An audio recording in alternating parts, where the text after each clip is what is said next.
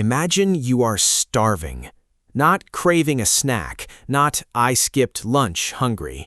The kind of hunger where your hands are shaking, your body is weak, and if you fail to eat today, you might not survive the week. Now imagine your only chance at food is an animal bigger than a car, faster than you, stronger than you, built to kill anything that gets too close, and your weapon is a sharpened stick. What do you do? How do you even begin to fight something like that? That was not a rare situation for ancient humans. That was normal life. And somehow they survived. Not by becoming stronger than animals, but by becoming smarter, more patient, more terrifying. What ancient humans invented to hunt were some of the craziest methods ever used by any species on Earth. Methods so brutal, so creative, and so psychologically disturbing that modern humans almost never think about them. Tonight, we are going back into the prehistoric world, into the moment humans stopped being prey and became something else entirely. But first, we need to kill one of the biggest myths about ancient humans. We imagine them as primitive, lucky, chaotic. A caveman sees an animal, throws a spear, hopes for the best. That is not what happened. Ancient hunters were strategists, engineers, masters of animal psychology. They studied migration routes, fear responses, wind direction, terrain, exhaustion. Some methods took days of preparation. Others required hundreds of people working in near-perfect coordination. These were not random people surviving by luck. These were highly intelligent humans solving one impossible problem. How do you kill something that can outrun you, outmuscle you, and kill you instantly if you make one mistake? Number 1. Persistence hunting. This method sounds almost fake until you realize your own body was built for it. Imagine you are a deer. You hear humans behind you, so you run. And at first it works. The humans disappear behind the horizon. Hours later, you slow down to rest. Your lungs burn, your body overheats. Then you look up, and the humans are still there, walking, calmly, still coming. At some point, the animal realizes something horrifying.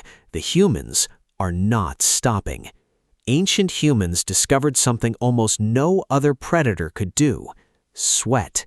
Most animals cool themselves by panting, but panting stops working while running. Humans sweat across the entire body, which means humans can keep moving in extreme heat for hours without overheating.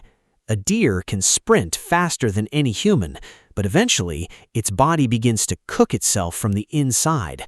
The humans simply wait for exhaustion to win. Researchers have documented hunter-gatherers doing this for up to 8 hours. Imagine being hunted not by speed, but by inevitability. Number 2. Fire hunting.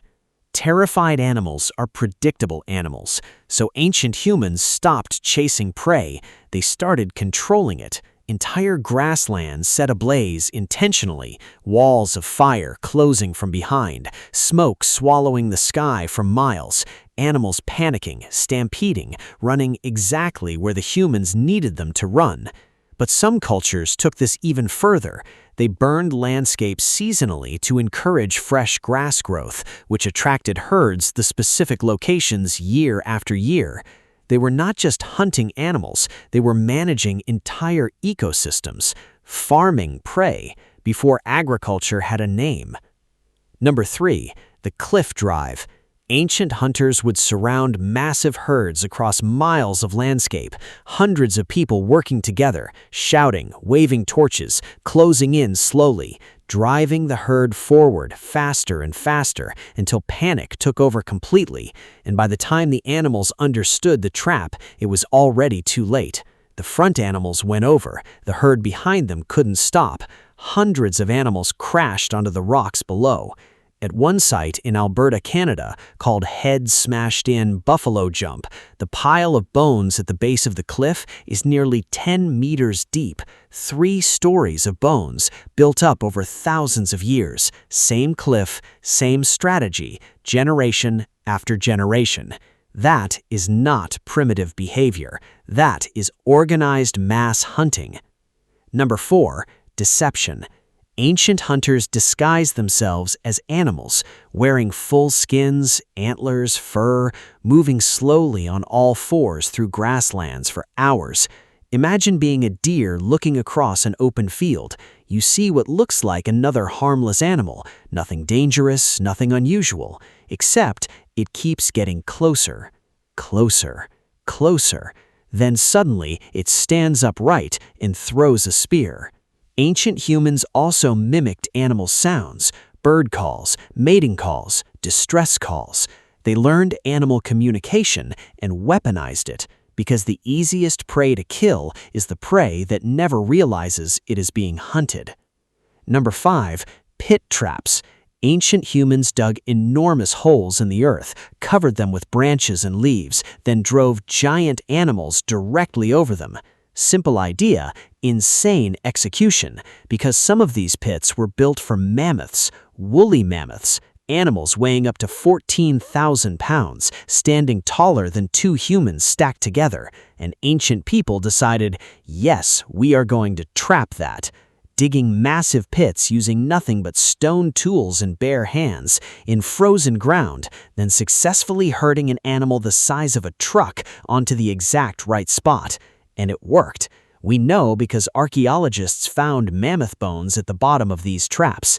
Imagine standing near a trapped mammoth, hearing it breathe, hearing it scream, knowing one wrong move could crush you instantly.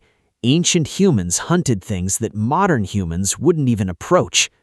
Number 6, the mammoth stampede. Some ancient hunters didn't kill mammoths directly. They made mammoths kill each other. A group of hunters would throw fire and projectiles into a herd. The terrified animals would stampede straight towards cliffs, straight into bogs, straight into each other. The hunters never made a single kill themselves. They just engineered the situation, then walked in calmly and claimed everything that fell.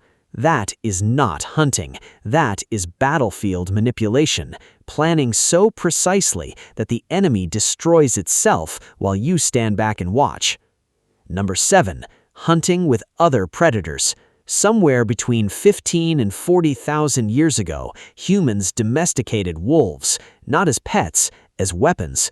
Early dogs tracked scents humans could never smell, chased prey through dense forests, cornered animals, and in some cultures it went even further. Hunters trained massive golden eagles capable of attacking deer and wolves from the sky. Humans were no longer hunting alone. They had recruited another predator species entirely. Ancient hunting was not primitive. It was a coordinated military operation. Every method we just covered required extraordinary intelligence. Persistence hunting required understanding body temperature and endurance. Cliff drives required coordinating hundreds of people across miles. Fire hunting required ecological thinking across generations. Pit traps required engineering, construction, insane courage. These were not accidents. These were calculated solutions created under brutal survival pressure. Ancient humans did not become apex predators because they were stronger. One human alone is weak, slow, fragile, easy prey, but humans could do something no other predator on Earth could do. Think together, plan together, imagine something that doesn't exist yet, and then build it.